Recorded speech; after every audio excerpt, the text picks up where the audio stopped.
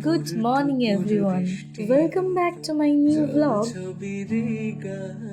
মধ্যরাতে আমরা দুজনে কোথায় বেরিয়ে পড়েছিলাম, কি কি করলাম সব কিছু আজকে এই ভ্লগে তোমাদের সাথে শেয়ার করব।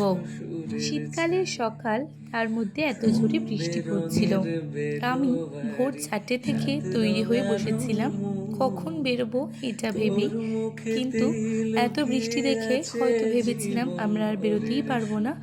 কিন্তু যেহেতু মায়ের ডাক অমান্য করে কি থাকা যায়, তাই জন্য আমরা এত কিছু না ভেবে আমরা বেরিয়ে পড়েছিলাম শিমলাগড় কালীবাড়ি যাওয়ার উদ্দেশ্যে। রাস্তায় বৃষ্টি পড়ছিল, কিন্তু তাতেও ভীষণ ওয়েদারটা সুন্দর লাগছিল। এরপর আমরা ভালোভাবেই পৌঁছে যাই শিমলাগড় কালীবাড়িতে। তারপরেই যে হেনার সাথে দেখা হয় এবং একে একটু খাইয়েই তারপর আমরা চলে গিয়েছিলাম নিজেরা চা খেতে। এখানে আমরা পুজো দেওয়ার জন্য ডালা তৈরি করতে বলে দিয়েছিলাম কাকুকে। সে অনেক যত্ন নিয়ে আমাদের জন্য ডালাটা তৈরি করে দেয়। আমি আগে থেকে পুজো দেব বলে মনস্থির করে যাইনি, কিন্তু ওখানে গিয়ে আমার মন চায় এবং মায়েরও হয়তো ইচ্ছা হয় আমার হাত থেকে পুজো নেওয়ার, তাই ওখানে গিয়ে আমি মনস্থির করি যে আমি পুজো দেব। তারপর ওখান থেকে ডালা কিনে আমি পুজো দিয়ে দিই। যখন গিয়েছিলাম তখনও প্রায় আমার শরীরটা বিশেষ ভালো ছিল না, তাই জন্য একটুও ঠান্ডা লাগাবো না ভেবেই এত মোটা একটা জ্যাকেট পরে গিয়েছিলাম। আর সকাল সকাল একে বৃষ্টি হচ্ছিল, তার মধ্যে ভীষণই ঠান্ডা ছিল, শীতের সকাল বলে কথা। তারপর এখানে আমি পুজো দিয়ে নিই ভালোভাবে। রইল পতিতাবাদ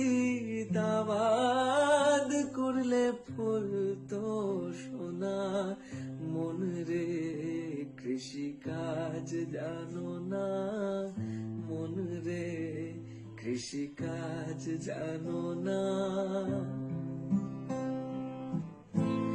কালী নামে দৌড়ে বেড়া ফসলে তছরূপ হবে না কালী নামে দৌড়ে বেড়া ফসলে তছরূপ পুজো দেওয়া সম্পূর্ণ হলে আমি চলে গিয়েছিলাম ধূপ মোমবাতি জ্বালাতে।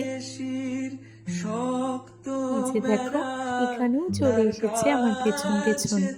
এই জন্যই বলে এরা সত্যিই প্রভু ভক্ত হয়। একবার দেখেছে, একবার আদর পেয়েছে, অমনি আমাদের সাথে সাথেই ঘুরছিল যতক্ষণ আমরা ছিলাম ওখানে। মন রে কৃষি কাজ জানো না মন রে কৃষি কাজ জানো না অব্দ শতান্তে বাজে আপ্ত হবে জানো না অব্দ শতান্তে বাজে আপ্ত হবে জানো না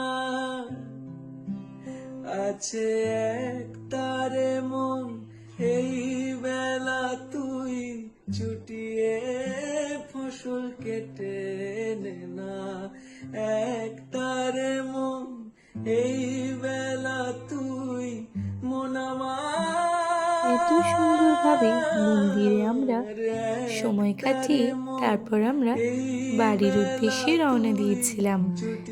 এই ভ্লগটা ছিল শনিবার সকালের, কিন্তু আমি গলা বসার কারণে আপলোড করতে পারছিলাম না, কারণ এত সুন্দর ভিডিওতে ভয়েস ওভার না দিলে ভালো লাগতো না, তাই জন্য আমি একটু লেট করেই আপলোড করলাম।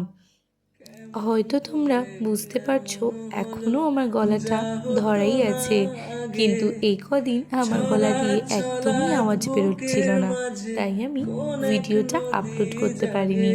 আজকে আপলোড করলাম।